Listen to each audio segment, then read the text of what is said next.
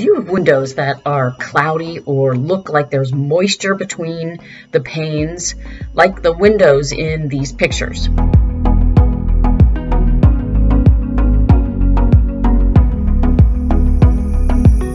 If you do, this means that the seals are broken and the windows are not insulating the way that they should.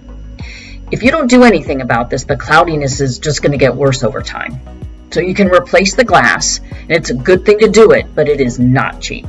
If you own a new or a new-ish house that's, let's say, less than 10 to 15 years old, your windows might be under warranty. If you're the original owner of the home, the warranty should be valid, so look very closely at your paperwork.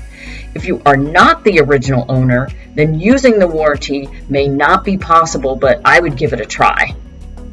My motto in life is if you don't ask, you don't get. So if you can use the window warranty, it can save you a bundle. A client of mine has over $8,000 of glass that needs to be replaced, and the warranty is going to cover it.